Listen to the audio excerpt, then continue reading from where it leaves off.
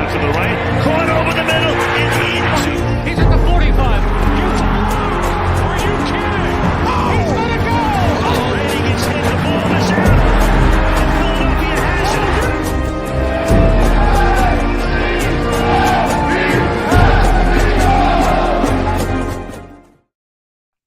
What is going on, everybody? Happy Sunday. Welcome back to NFL Turf Talk live here on DSM Media's Facebook, YouTube, and Twitter channels. If you guys are new to the channel, head on over to @DSM_media on Twitter.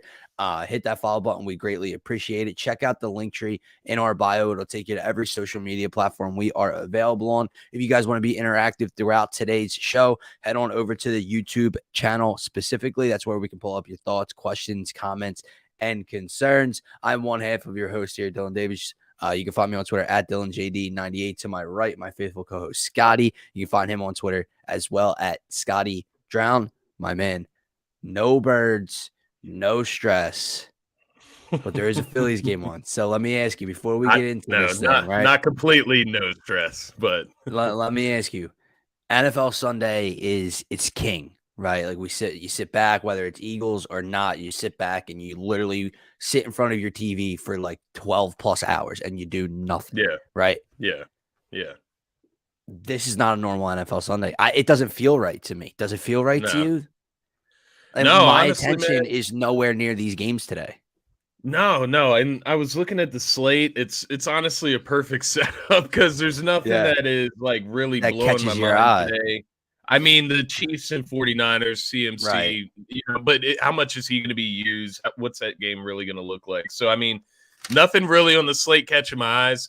I am happy that the Eagles are not playing, quite honestly. There's no room for any type of disruption or disappointment. Yesterday, we had the Sixers lose to the Spurs, so, like, there's no room for that for the Eagles to set us up for disappointment. We got Wheeler on the mound. We got the Phils, and we're ready to go to the World Series. So it's a perfect setup in reality. But I feel you. The NFL Sunday slate, I definitely took a look at it, went over everything like we normally would. But just as far as what I'm going to be watching, I might have Red Zone on the side TV or something, but I'm not going to have that in my vision. Just something man. When it flashes touchdown, I'll look over and be like, "Oh, is it my guy?" Did I have that? Yeah, exactly. Yeah, but no, other than that, it's all Phils today, man. It does not feel right, but you and I will have to chat about the Sixers on another show here on DSM. Oh, absolutely, absolutely. So, some things are going on at the Wells Fargo Center. But with that being said, before we get into this Week 7 slate, we got to start with the shocking breaking news that broke around the NFL a couple of days ago. Christian McCaffrey traded to the San Francisco 49ers for multiple draft picks. I believe it was a second, a third, and a fourth this year, and a fifth in 2024. No first rounders given up. When they were rumored to have been shopping CMC, they wanted multiple firsts. They obviously did not receive that, but still got 4 draft picks. A second, a third, and a fourth this year is good compensation, especially for what some can call an injury-prone running back, which we know how disposable that position has become, who makes a ton of money. Now, San Fran isn't on the hook for a lot of his money the remaining of this year, but they are going to have to owe him a lot of money for the next 3 years after this, I believe. Thoughts on the trade, the price? I don't think it was it was a good haul for Carolina, but I also don't think a team like San Fran, who's ready to win, gave up that much. Like, if you didn't have to dig into the first rounders, I would call that a success. No multiple second rounders or anything like that. So I'd call it a success on both sides, probably. But what does this mean for San Francisco specifically, dude? Because this offense, you're not going to see it this week. You'll probably see a couple red zone packages with CMC. That's it. After this week, when they get him integrated into the flow of the offense, what does it mean for this team, dude? Yeah, well, first of all, I do think it was more or less a fair trade, nonetheless. You mentioned it; it's a running back some people consider injury prone. He does have a lot of money on the books, and you just don't know, right? You don't know how the rest of this season is going to go. It's been about 6-7 weeks. We're in week 7 now, so he's looked good. I think there's been this like misconception that CMC, not only has he been injured, but some people think that he's some sort of washed. But if you really look at his number, he's been performing very well this In year, Carolina. even with the situation. Yeah, exactly. So like this guy's still got plenty of juice. I mean, he's up over 270 receiving yards, up over 390 rushing yards, has 3 touchdowns in the season. So it's exciting for the 49ers. I would be super excited, but I also, if I'm the Panthers, you take that. I get Oh it. yeah, You're 1-5 right now. You're not. they're having a fire sale, bro. So Exactly. And I mean, it was rumored that they denied 2 firsts for Brian Burns. That's which crazy. We can talk about that later, but this trade specifically for Stan Fran, it obviously eases up on Jimmy G, right? Like that's the goal. Make this as easy as possible for Jimmy G. correct. It also takes a load off of Deebo Samuel, man. It stops using him as a running back as much. You can still use it, and it makes their offense more dynamic. So now maybe you have CMC and Deebo Samuel in your backfield at the same time. So like there's a lot of different Or things. Debo's in the backfield and CMC's in the slot. Out wide. Yeah. So like there's a lot of different things Kyle Shanahan's going to be able to do with this guy. I will say this, weapons or not, it's going to always come back to Jimmy G, bottom line, when they get in those big moments in the playoffs. I do think it's always going to come back to Jimmy G, and does he make the big play that they need in the big moment? But this gives him another great option to make that big play in the moment. So like you said, it makes sense for San Fran nonetheless. It makes a lot of sense for San Francisco, and it makes them very scary in my eyes, Scotty. So it's funny, right? They now have the best rushing wide receiver and the best receiving running back in the league. So dynamic is the perfect word. And let's not forget, George Kittle has not had a great year, but George Kittle's still there. Brandon Ayuk, he's been good. He's there. If Brandon Ayuk's a fourth option in your offense, I think you're set up pretty good. They have a stellar offensive line. Here's what scares me about San Fran. So you're right. It's always going to come back to Jimmy G. It's a quarterback-driven league. Can he make the throw when it's time to make the throw? San Fran has been to a Super Bowl and an NFC Championship game in the last 4 years. 4 years? 4 or 5 years, right? Yeah, 4 or 5 years total. With that quarterback. Yeah. And now you add CMC to this. What scares me is how successful Kyle Shanahan and this offense already is. It's their pedigree. It's their identity to run the football. They'll line up in the I formation with a fullback back there, Scotty. Like they do things in today's NFL that the other 31 teams just don't do anymore. Yeah. They are a run-driven, run-first team. You add break some big potentially the best running back at times in the league. Yeah. He's not pound for pound the best, but he's a top 5 running back in the league at this point, right? Yeah. Still.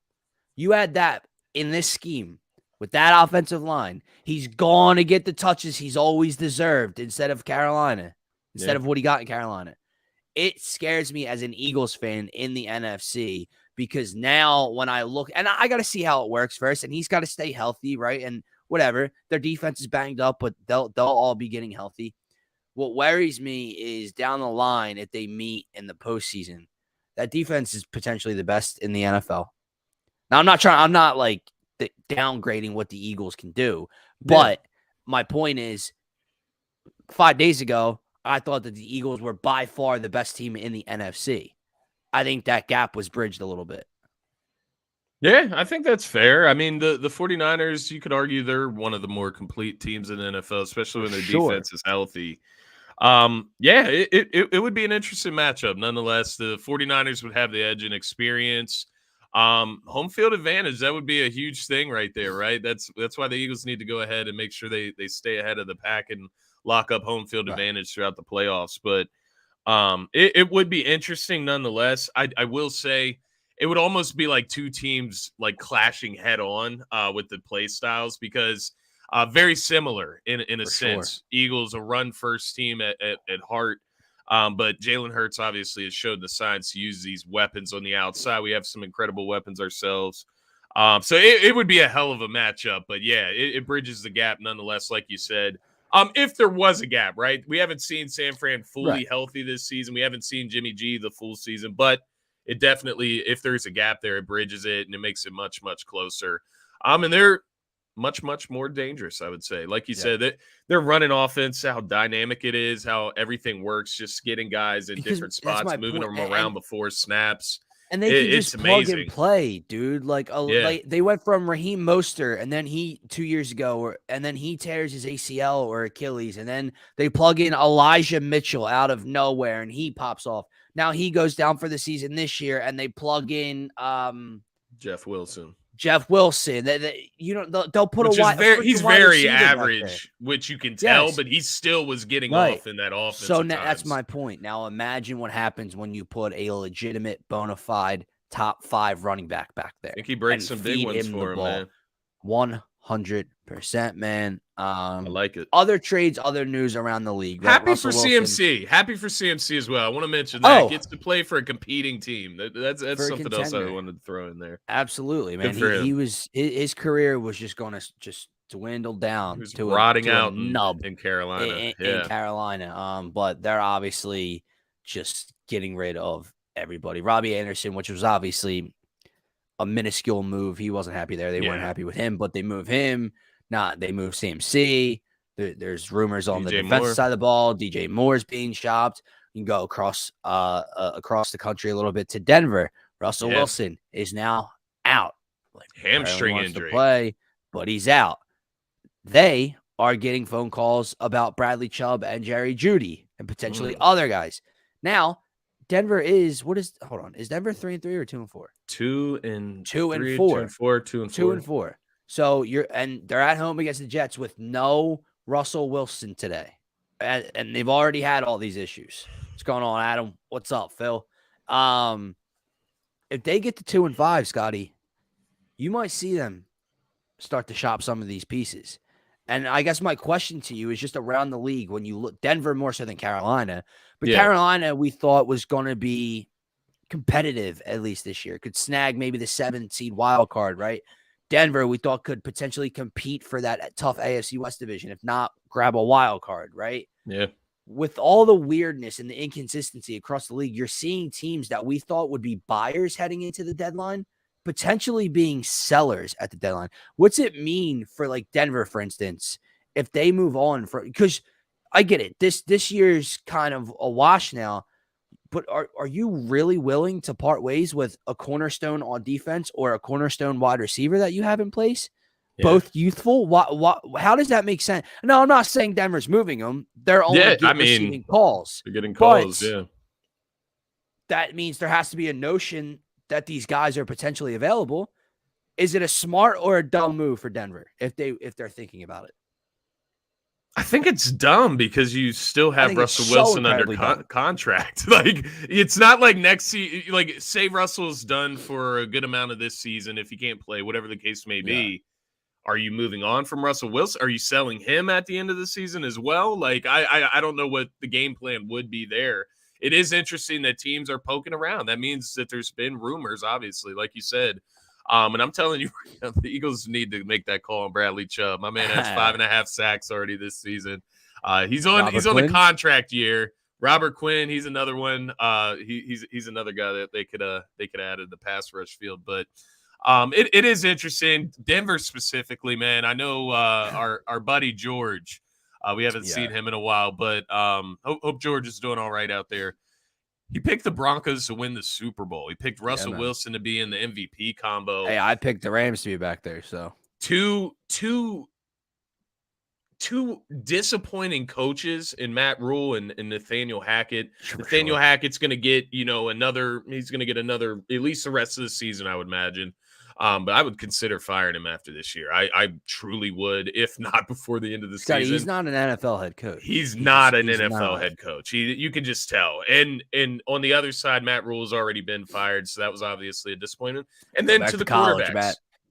Yeah, and then to the quarterbacks, right? Baker Mayfield, we thought maybe a resurgence in Carolina with CMC, with DJ Moore, with Robbie Anderson. Nope, didn't work out.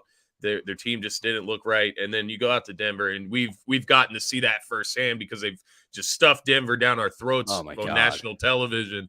And we've gotten to see how horrid that looks, that offense. So just disappointing all around for those two teams specifically. But Denver, even more, like you said, that is just unacceptable because their defense is good. It's good. Yeah. It's not okay. It's not average. Scotty, and that's why they you're were going to sell supposed to Bradley be. Chubb. They were supposed to be a quarterback away from contention. Not only did you bring a quarterback in, you thought you brought the quarterback in. Future Right. Hall of Famer, Right. former Super Bowl champion, paid him all this money, brought in the new head coach, and you are probably the most underwhelming team across the entire National Football League. It Traded makes so much zero for him. sense. For those two guys specifically, Jerry Jeudy and Bradley Chubb. Jerry Jeudy, I'm not going to act is like a franchise wide receiver, but I don't think I would be actively shopping him at this point, early on. Bradley Chubb, I'm definitely not moving on from. You talk about that. That defense is still going to be Super Bowl ready for the next couple of years, as long as you keep the core together. What are you doing moving Bradley Chubb? What's the most that you would even get for like Jerry Jeudy right now? You know what I mean? Like I would have to look at his numbers, everything. Like a second round pick, maybe. He was a top 10, top 15 first round pick. You know what I mean? So like, is that worth selling on Jerry Jeudy just yet? Yeah. I don't think so. When you spent a top pick in that draft a couple years ago on Jerry Jeudy, it doesn't make sense. It would be like the Eagles coming into this season and having expectations to make the playoffs and potentially compete for a Super Bowl, underperform 6 weeks in. We're not even like 15 weeks in. We're 6 weeks in, 2-4. Yeah. And they're talking about trading Darius Slay, who's under, you know what I mean? Like, where does that come from, dude? So I think it's bad for Denver. It's great for Carolina. You have to reset. You have to retool. You have to rebuild. And they're gonna come out and they're gonna get beat today by the New York Jets, man. It's gonna be sad, even sadder. Crazy.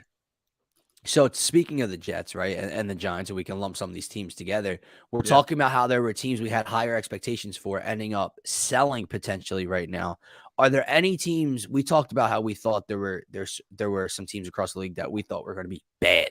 And they're not only not bad, they're 5-1 and 4-2 or 3-3, right? Are any of these teams potentially buyers, Scott? Like if the New York Jets win today and they get the 5-2, I think you and I don't believe in them, but do they look to make a move if they think they can make the playoffs this year? Yeah, why not? And I mean, it depends what the Jets are lacking. I would have to watch some more of the Jets to really know what they would be looking for, because their defense is pretty solid right now. The offense, unless you're not believing in Zach Wilson, the offense looks pretty set as far as the receiver. Get a veteran wide receiver, tight end. You could add a vet. That's a good notion. And you have an Elijah Moore that obviously he's requested a trade out of New York.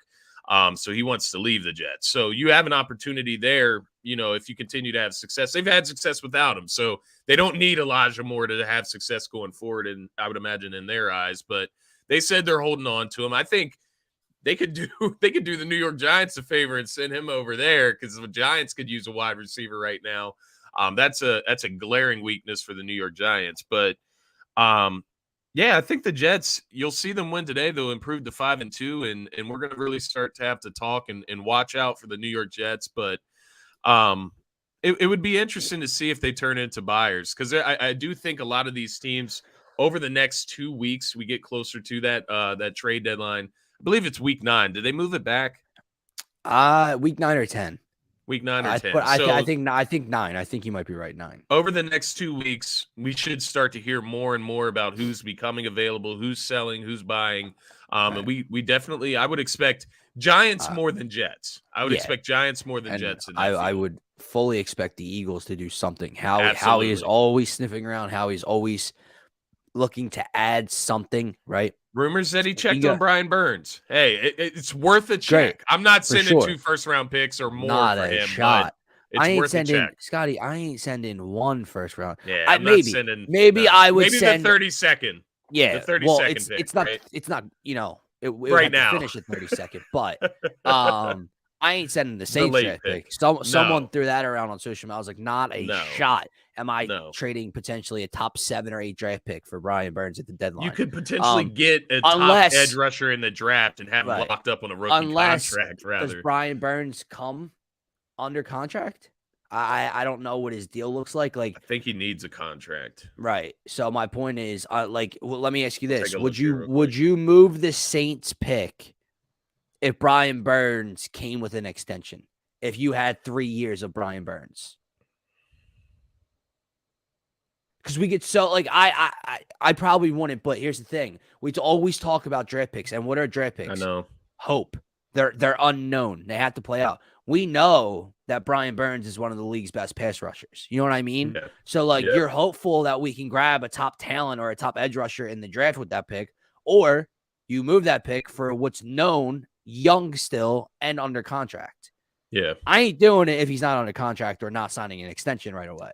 But it's something to think about if he could be an Eagle for a couple of years. It looks like he would have one more year under contract, so he's locked in this year and then 2023. It looks like he's set to make $16 million next year as his base salary. Yeah. And that's just his original contract, it looks like. So he would be due for an extension.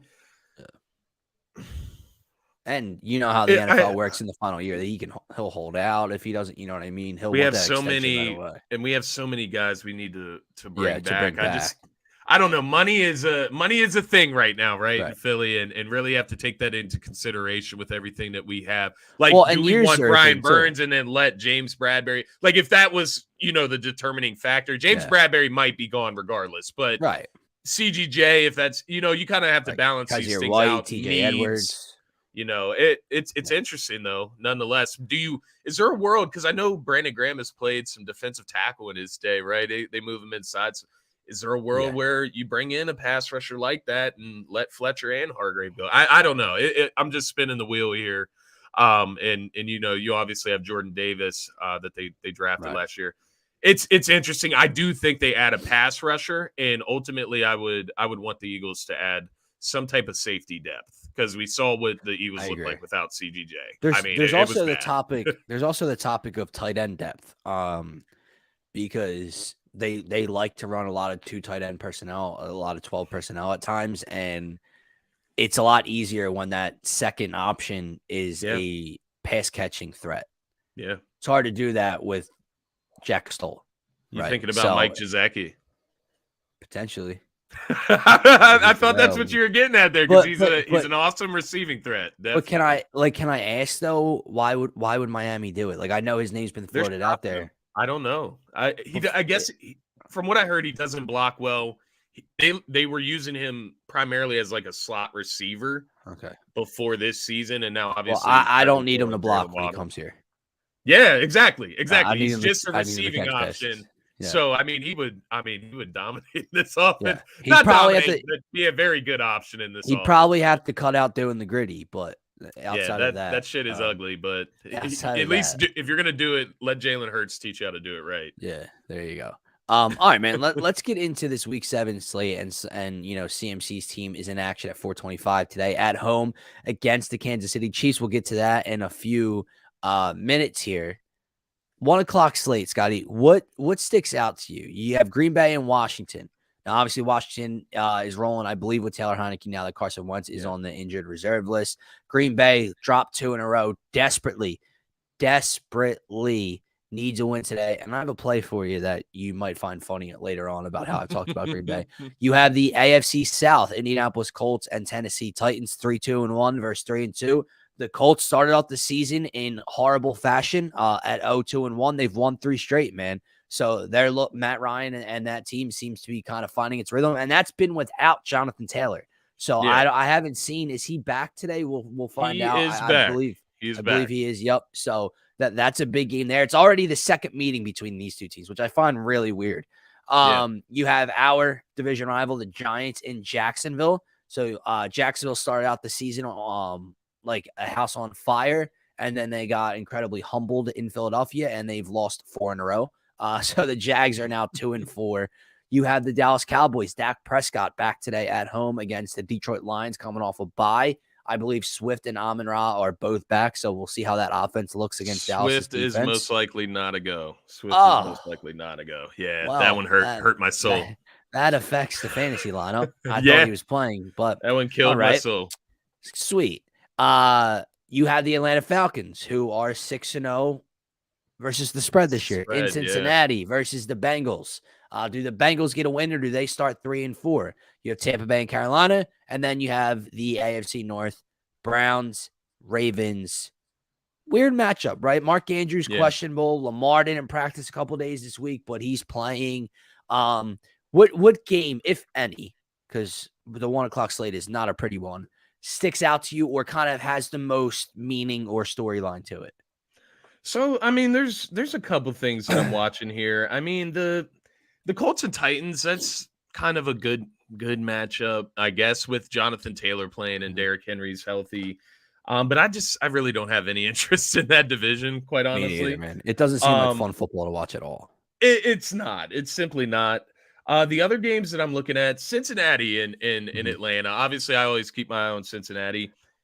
6.5-point favorites for Cincy. It feels like a trap, doesn't it? I just don't feel like the Bengals are going to win by that. But then as soon as you start feeling that way, of course, the Falcons won't cover the spread. So that one's interesting to me. It's like they're playing games with us there. The other thing that I'm looking at here, the New York Giants at the Jacksonville Jaguars. The Giants are 5-1, and they're still the underdog in this game. Tells me that Vegas, the sports bookies, they know something we don't. Well, not that we don't. They don't believe in the Giants yet, right? Just because they're in Jacksonville, like that's not an advantage, especially for the way the Giants tend to play. So I'm looking especially at that. The losing streak the Jags are on. And just the way the Jags have been playing, it hasn't been a good trend, right? No. But yet there's still 3-point favorites when I looked on, I think this was like Thursday or Friday. I think they're like 2.5 now.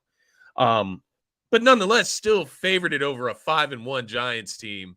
I thought that was interesting. I thought that speaks to kind of, even though what the Giants have done versus what the thought of the Giants really is. Aside from that, Packers and Commanders. There's part of me that feels like the Commanders are going to all of a sudden play teams tougher now with Taylor Heineke. And it's almost like the Dak and Cooper Rush thing. Yeah. Where as soon as Dak goes out, now we start running the football. Yeah, exactly. It's when the team, everything has to be crisp, and the guy and everyone takes their game up a notch and takes their game up a step, and they play better than they were previously because they feel like they have to. Yeah. Like, look at what that, listen, that the Eagles Super Bowl year, the defense was really good all year long. Yeah. But look at what that defense did up until the Super Bowl, obviously. But look at what they did up to that point. Look how many guys balled out because they had to, right? It's the backup quarterback thing. It's weird, man. It's like a weird aura that it has where it starts so much drama. We know all too well with the Cooper Rush situation. Like, people legitimately thought for half a second that the Cowboys might be better off with Cooper Rush as their starting quarterback. In what world? In what effing world, man? Yeah. It doesn't make sense. They run the ball. Okay, well, tell the effing head coach to continue running the football when Dak comes back. Let me ask you this. Is there any world where the Cowboys get scared today by the Lions? So I know Swift isn't in. That makes it a lot different. You bring up a couple good games, right? You have the two divisional matchups in the South and the North. What do the Giants really get to 6-1 today? Do the Falcons cover? All great points, all great storylines. We had the Green Bay and Washington point. But this Dallas game, right? Dak coming back at home. The Lions coming off a bye. Probably have the worst defense in the NFL still. So it's interesting, right? Like, I'm not looking to see if Dak is super crisp, but I'm interested to see how this offense looks and runs and operates, because they should score a lot of points today. The Dallas Cowboys should not score under 30 today. Yeah. Now I'm not going to, listen, if they win 28-10, I'm not going to be like, oh, well, they didn't score over 30, but my prediction is that they score over 30 because of this Lions defense. Dak's back, but it's going to be a weird test. Yeah. What if they don't? What if Mike McCarthy changes everything since Dak is back? right? I'm praying that he does. I just Uh, want Mike McCarthy to shoot himself in the foot, man. I really I want also him want to to. see how the defense bounces back, right? The Eagles were Yeah, able to, score some points, move the ball down their, yeah, run the ball down their throat when the defense desperately needed to get off the field in the fourth quarter last game. No DeAndre Swift, most likely, like you said, but this Lions offense has been They've been putting able up to points. score. Yeah, So, can the Cowboys defensively bounce back and Amon shut Ra down what definitely was helps. a good offense so far? So that's the game I'm looking at in the 1 o'clock slate, just to see. It's the division Yeah, rival, right? yeah, I know KC sent us our Eagles checklist this week. No Eagles, so we're good there, but hoping that the other teams in the NFC East can yes, find a sir. way to lose, Scotty. So let's just run through these games and give quick predictions on them in a 1 o'clock slate. Yeah, Cleveland, Baltimore. I got to go with the Ravens here, but I think this game's going to be a lot closer than people think. I believe it's a 6.5 point spread. I yeah, don't love it. Obviously J.K. Dobbins, God, cannot stay healthy. He's back off the field now for Baltimore. Mark Andrews, I'm assuming is going to play, but he was nicked up all week. Lamar banged up all week, didn't practice a couple days, right? So I think that and we know how Baltimore's defense has these flaws, has these holes in them at times. Can Cleveland establish the run and have Nick Chubb running wild today? I like Baltimore to win, but I yeah. think I like Cleveland to cover. I think. Yeah, it's a tough one because on the other side of things, it's like Baltimore is due for like a good game. Like they're just due to have like an offensively an explosion type of game, just the way they've played the last few weeks. But it is a divisional matchup. It is in Baltimore, so that plays in their favor. 6.5 point spread. It is a little wide It for the seems a Browns lot for for a that divisional divisional matchup. matchup, right? You're getting closer, right? The Browns, I think they've dropped 2 in a row now, so they're down to 2 and 4. They're kind of desperate just to stay alive for Deshaun Watson, right? Yeah, I think the Ravens win. I'm with you there, but I agree. I don't know if they cover that 6.5 point spread. A full touchdown. I mean, if they start to go off, if Mark Andrews is actually healthy and maybe just listed as, if it's those type of Right. situations where those guys aren't hampered, I could see them going off today offensively, but just based off how everything's been kind of trending for the Ravens, I would say no cover today. I agree. Let's get to Tampa Bay and Carolina. I'm going to be quick at this one. This one is going Yeah. to be a thumping, an Yeah. absolute utter massacre today. Tom and the Bucks coming off of a bad loss in Pittsburgh. We know he's reaming out his offensive line. Carolina's having a fire sale. I don't know if it's I think it's still PJ Walker, but I'm not sure yet. I have not paid much attention to the quarterback situation there. Life without CMC, no Robbie Anderson. They're actively shopping their defensive players. This is going to be a thumping. Tampa Bay wins, and honestly, Tampa Bay probably covers, dude.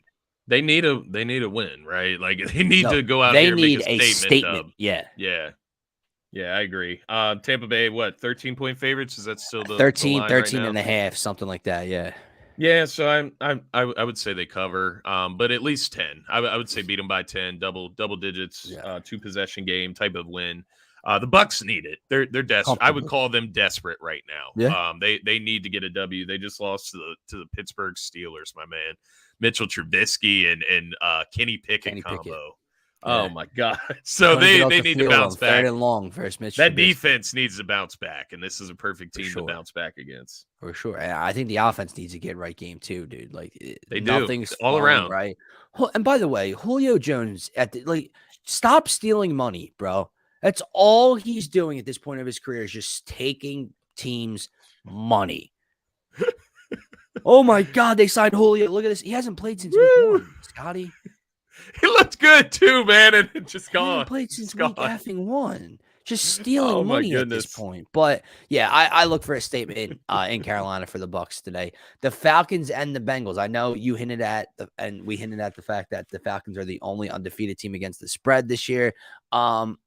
I think that the Bengals cover. I think the Bengals are at home. I think the Falcons defense is not good. I think Jamar Chase, T. Higgins, Tyler Boyd. I think Joe Burrow has a day through the air today in Cincinnati. I know. That's how and I think they cover the 6 or 6.5. I'm with you. I'm with you, and I have a parlay for you later. It's kind of a jackpot type of All right. situation there that I'm going for with the Bengals. I love betting on the Bengals. By the way, Yeah. I just love watching their offense. It's a lot when of they- when guys, they man. Yeah, there's a lot a lot of of activity weapons, a lot of offensively. options. Yeah, I'm with you on the Bengals. I know I said it seems like a trap, 6.5. Just because the records, right? They're both 3-3 teams. Bengals are at home though. And the Bengals are a better team. Let's be honest. The Falcons are kind of, in my opinion, playing out of their league. Maybe they continue to prove me wrong, but I'm going to continue until I see more from them, more from Marcus Mariota. Like, come on. I know he went out there and just beat a San Fran team, but that San Fran team's pretty beat up. I think the 7 different Bengals defense. That I think the game like that also puts a Bengals defense on notice today. Like, okay, let's not come out and just play around with Marcus Mariota. We got to shut him down and make it easy for our offense. I agree. I think Joe Burrow has a day. And this is the first time of the season the Falcons are not covering the spread. I think it's time, right? I agree. I effing agree. All right, let's get into Dallas, Detroit. I think Dallas covers, man. I don't think this game is close at all. I think we talked about how teams play with more energy and everyone takes their game up a level with the backup quarterback. I think they show up for Dak today. And I think they're able to move the ball with ease against the Lions. And I don't think Jared Goff has a very good day. I think Jared Goff gets sacked about 4 or 5 times, probably turns the ball over once or twice. I like the Cowboys to cover in this one. Painfully, I say.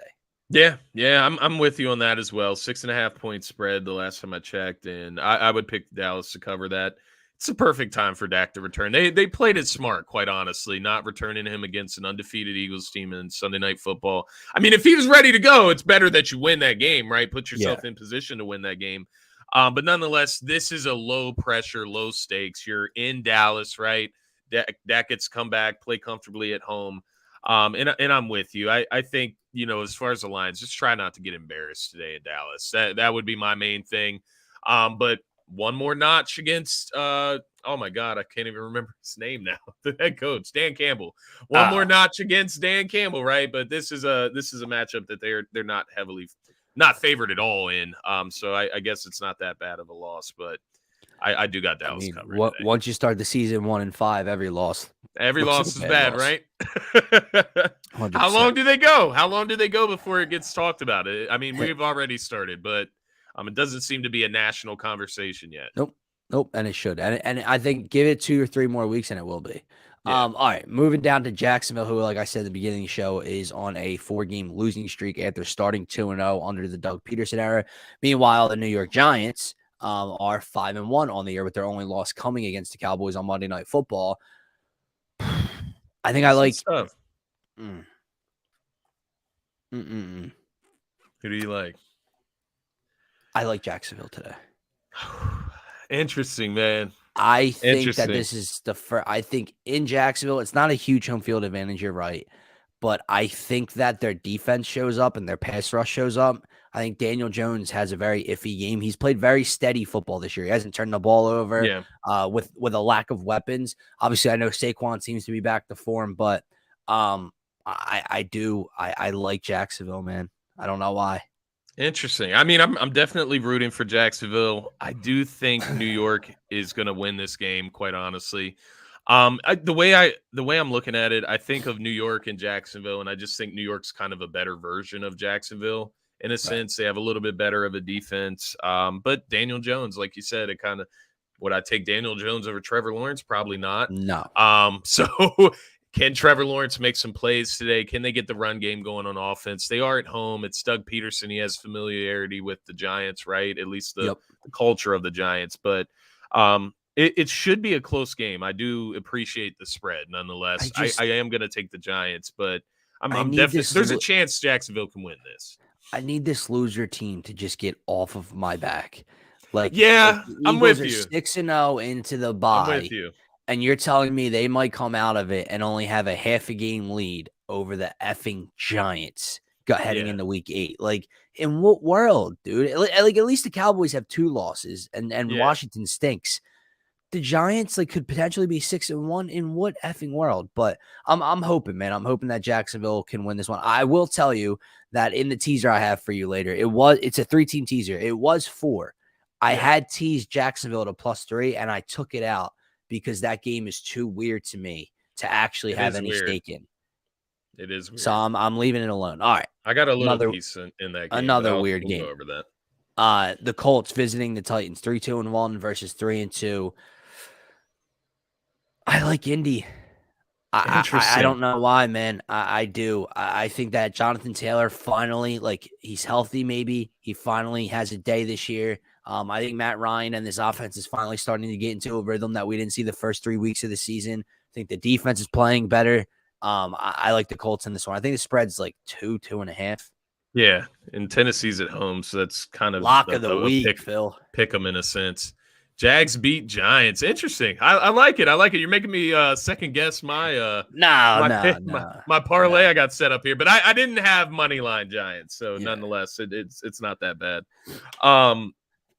I think I'm gonna go with the Titans in this one. They're at home.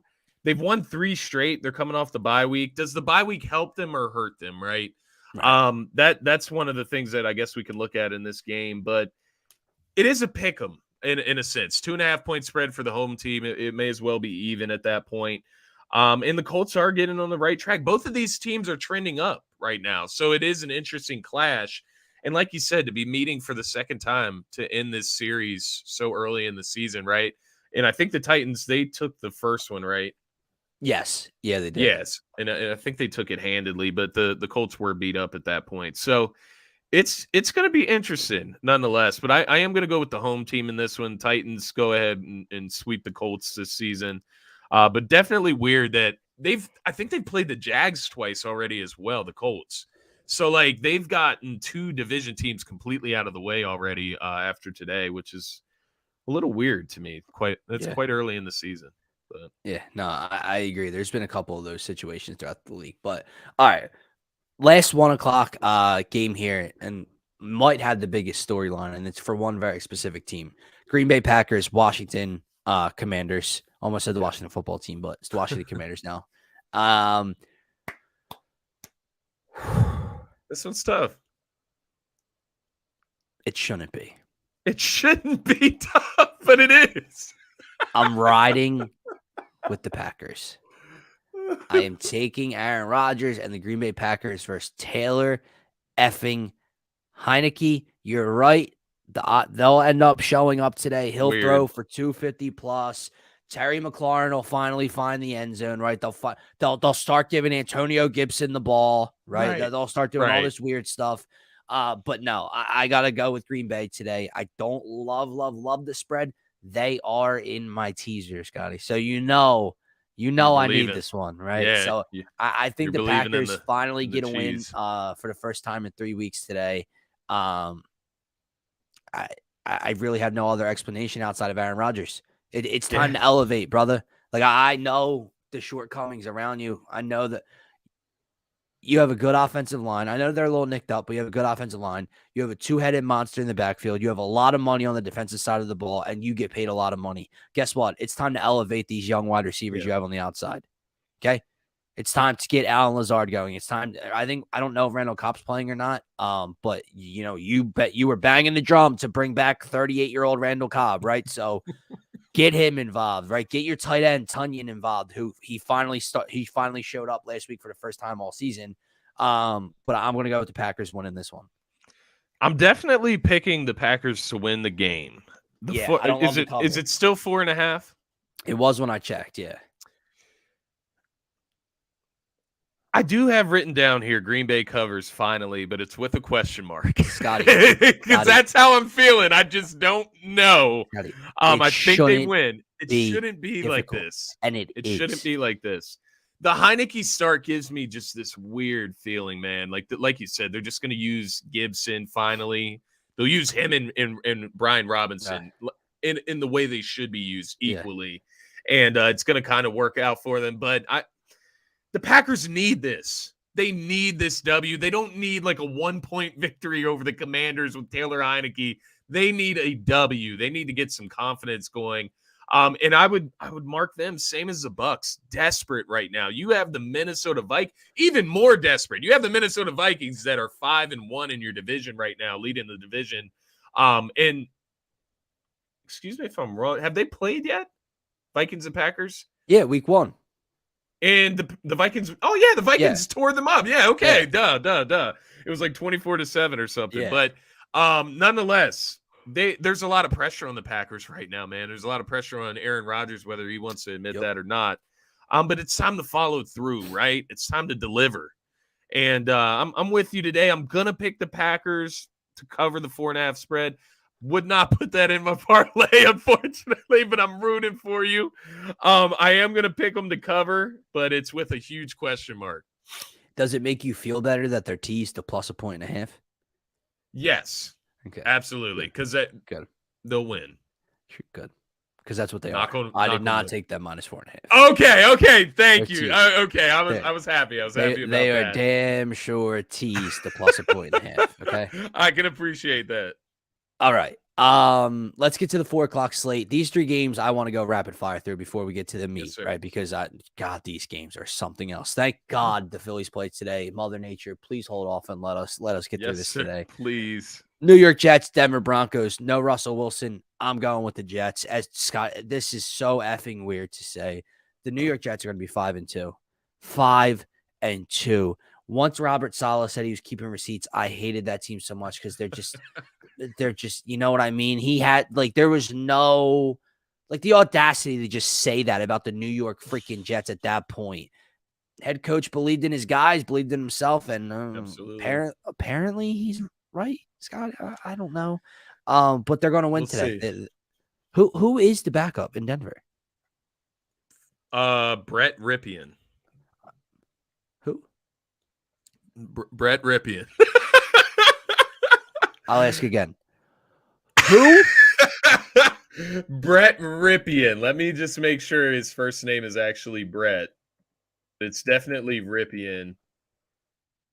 Yeah, it is Brett Ripien, 24-year-old quarterback. I think he played for them a little bit. That was in 2020. I know that I've heard his name before at least, but 2020 played, looks like 1 game, 2 touchdowns, 4 interceptions, 295 yards. If the Jets defense is anything like it was last week, Brett Ripien is in for one hell of a day today. Let's see if Nathaniel Hackett decides to just bench Melvin Gordon again in the middle of the game. Oh, that's another guy. I forgot. Apparently, Denver's shopping the tight end, Big O, right? I'll take him.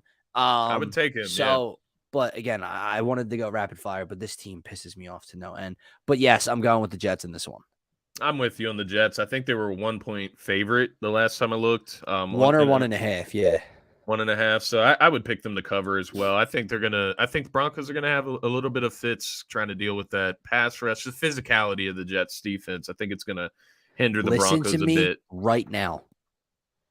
If the Denver Broncos find a way to move the ball and score points today, Russell Wilson's head is going to be on the stake in Denver. Yeah, you are exactly right. And that's just going back to the Dallas game. If Dallas somehow comes out and looks like poop, right? A lot less likely.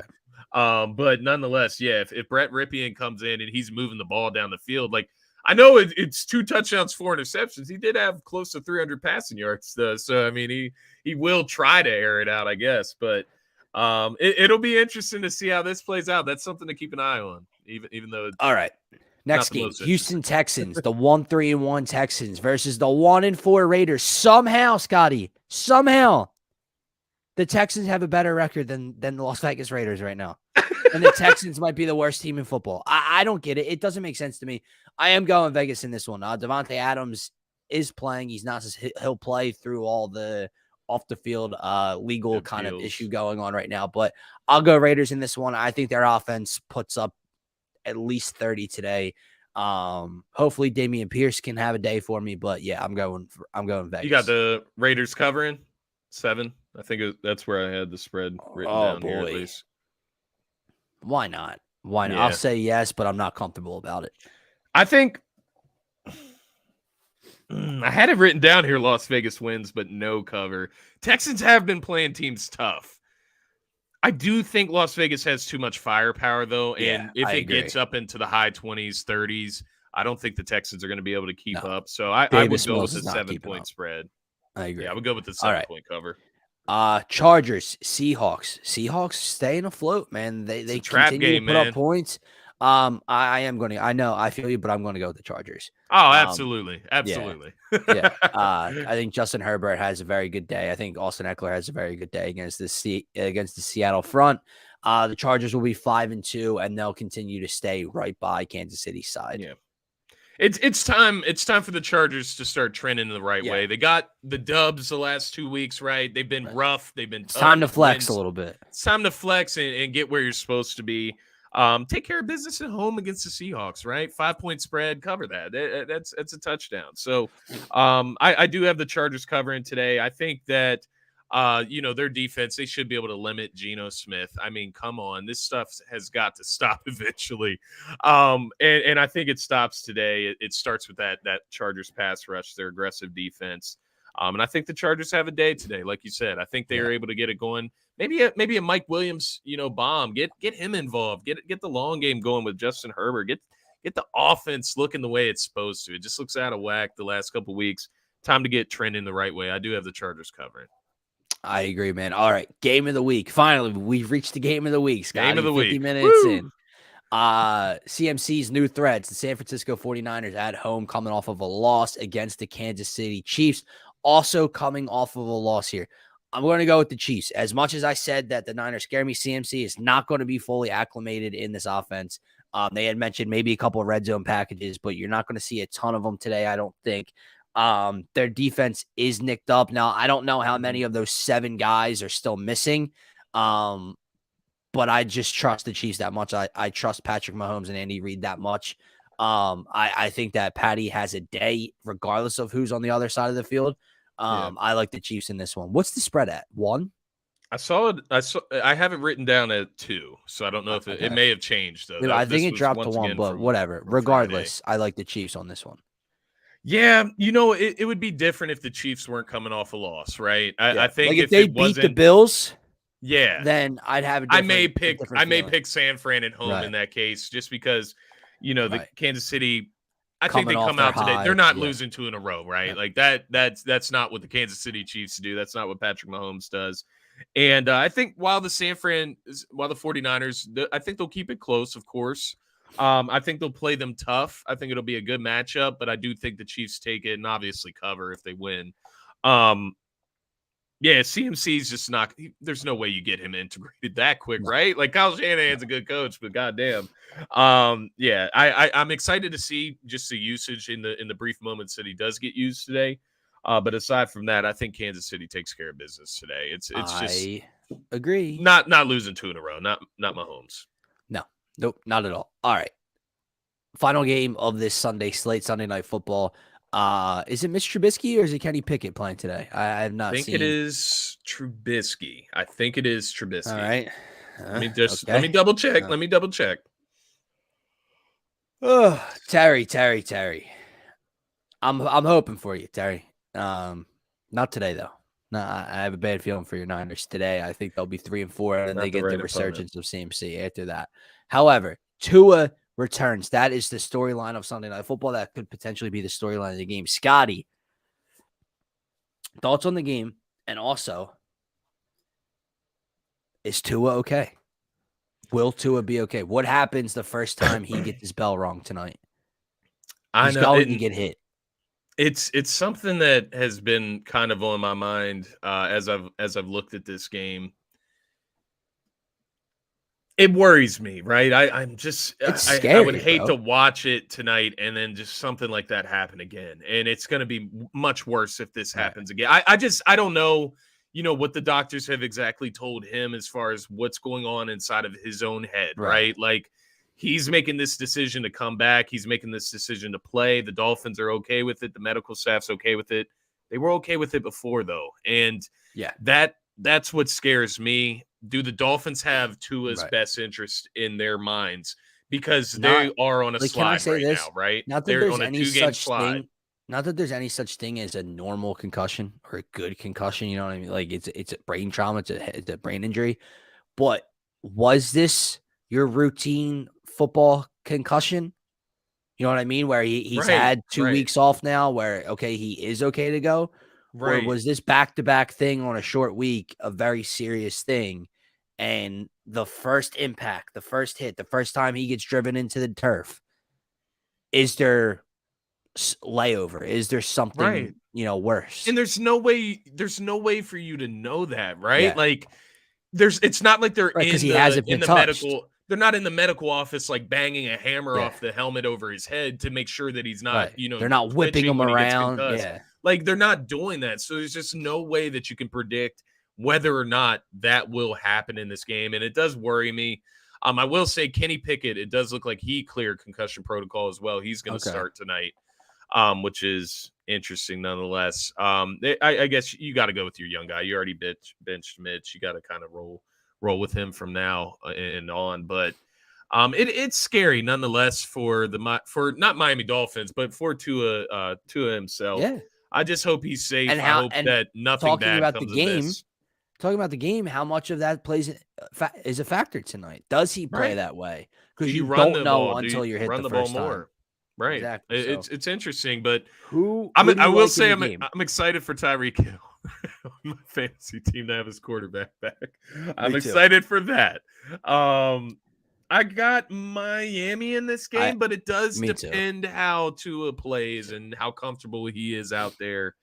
The Steelers, they were able to go and upset Tampa Bay Buccaneers last week. That was in Pittsburgh, I believe. Yeah. Yeah, so that's a little different. You're in Miami. Tua is back, so that is a little bit of a spark as well, despite the reasoning for him being out. I do think the Dolphins win, but I don't think they cover. I saw the spread was at 7 points on Friday. I don't know if that's moved at all. But I'm not sure about the cover there. Of course, I have an ad entering the app. Here we go. 7.5 still. I feel like that's a little hefty for Sunday Night Football. Yeah. But I do like the Dolphins. I will not say a cover, but we'll see if how they can get their offense going. See how the day plays out. If Tua's good, right? If Tua is healthy, if he's not, if they're explosive, out there tense, yeah. I mean, if it's the Dolphins we saw, the Steelers won't have enough firepower to stay up and continue to score touchdown after touchdown with this high-powered Miami offense. Absolutely. But it all comes back to that: the speed of the game, how quickly, how much can they score, right? So we will see.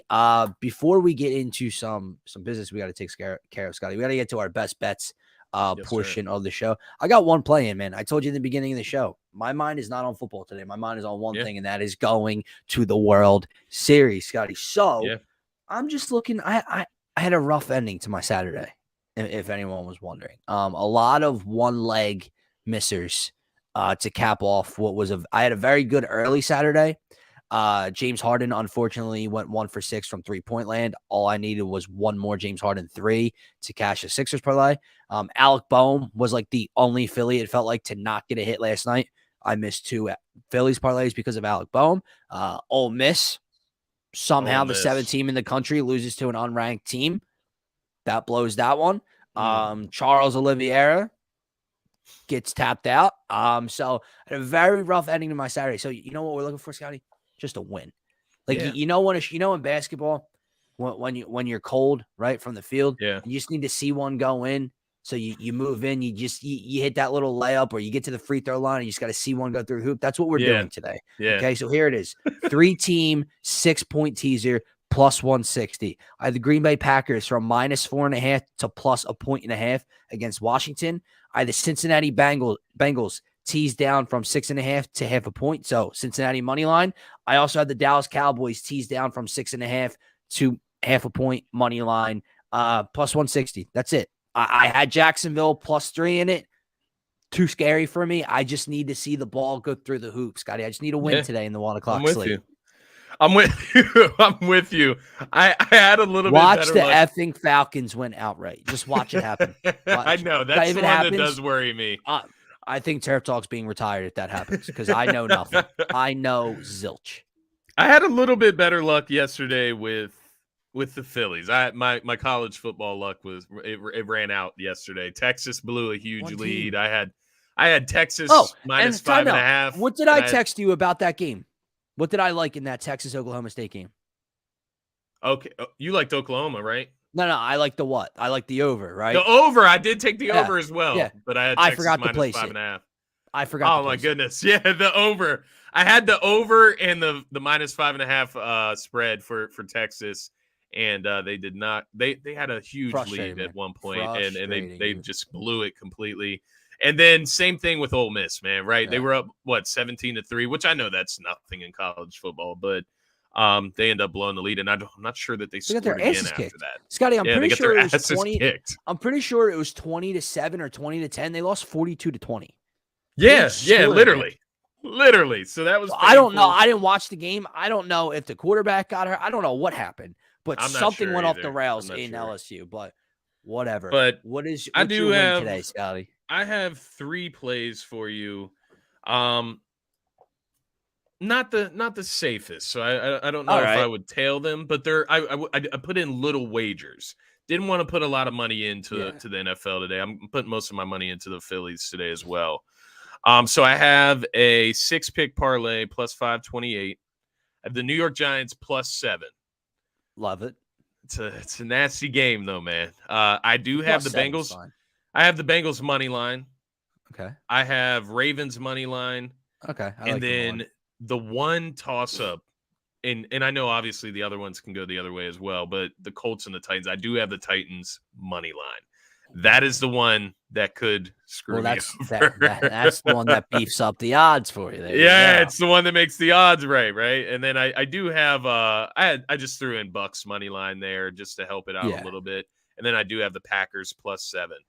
Okay. So that came out to plus 528. So the one that worries me probably the Titans. The Titans and the Bengals. Just okay.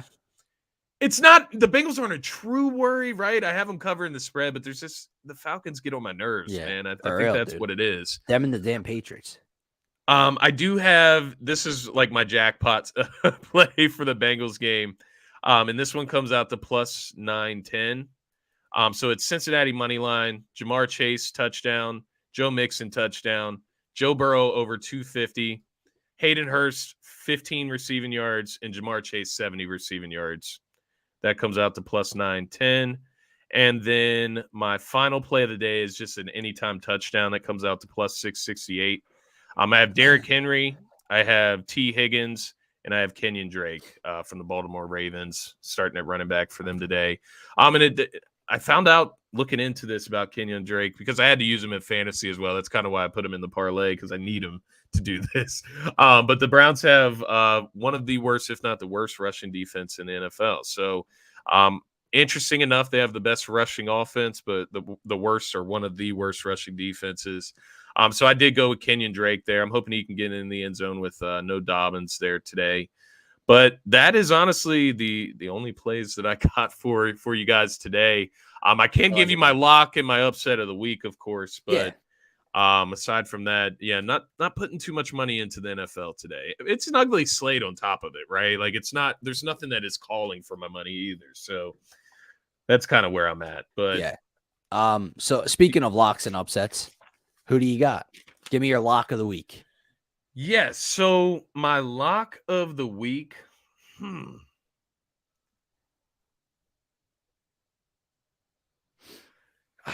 I hate to do it. I'm going to go with Dallas over Detroit. I think that's going to be the one that I'm most sure in. Detroit, as we went over, their defense just is not good. It's a perfect day for Dak to come back. And I do agree with you. I think the Cowboys, the rest of their squad is going to play a little up for Dak today just to eliminate all of that noise. So I am going to go with Dallas as my lock there. My lock of the week, I got to go with the Bucs, dude. This is a statement game incoming. This is a double-digit win. They're not going to lose to the Panthers this week, so that's my lock. What's your upset? There's not a lot of wiggle room upset-wise. If I have to get, I'll go with the Colts. I know it's only 1.5 or so, but I'm looking at this schedule. There's nothing else. You know what I mean? That I'm looking at. Like I'm not taking the Lions. I'm not taking the Falcons. Who's Monday Night Football? That's a great point. Bears Patriots. So that game. Oh boy. Wow. Oh my God. I'm not picking in that one. That's for sure. Well, who's the favorite? Because I'd probably pick the Pats. Let's see. The Pats are -8. Oh my God. So no, I'm not touching that game. I'm gonna go with the Giants. That was what I was originally thinking there. -3, -3.5 on the road, 2.5 or whatever the spread is for the Jags right now. I do have the Giants winning the game, so ultimately I'll go with them as my upset of the week. But I don't really like a lot of these as like for sure. Yeah. I don't have anybody I wholeheartedly believe is Me like neither, for bro. sure an Normally upset there's here. an upset that I like that I can pinpoint. Not this week, not at all. But I'll go with the Colts as my upset of the week. So Fair enough. all right. That is going to wrap up the football talk here on NFL Turf Talk Sunday edition. NFL Turf Talk here at DSM Media is proudly brought to you by Gents Barber Lounge. Check out one of 2 great locations in Fishtown and Old City and book your appointment today. Gents owns the craft and it shows. Rated the #1 barbershop on Yelp in the Philadelphia area, having multiple award-winning barbers and being able to handle any style of cut, adult or kid. Take a look at some of Gents' work.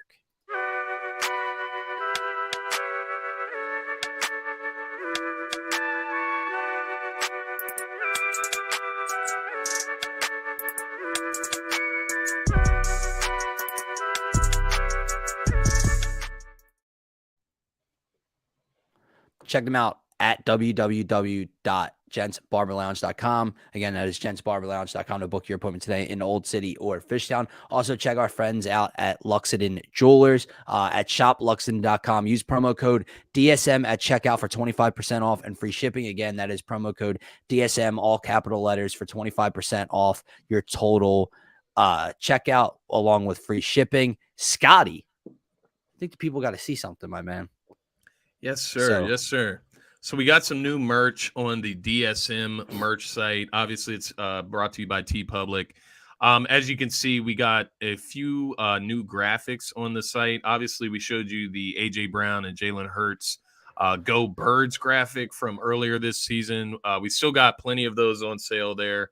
And then we also have some new graphics this week. So as you can see, that's game. That was what Nick Sirianni said. I think it says there's something under that's game. Oh yeah, it's got some nice wording there at the bottom. Has a nice big FU there. We do have the U blanked out for the kids, but says that's game. Fuck you. That's exactly what Nick Sirianni said on the Eagles sideline after the Eagles finally closed out the Cowboys. So we were inspired.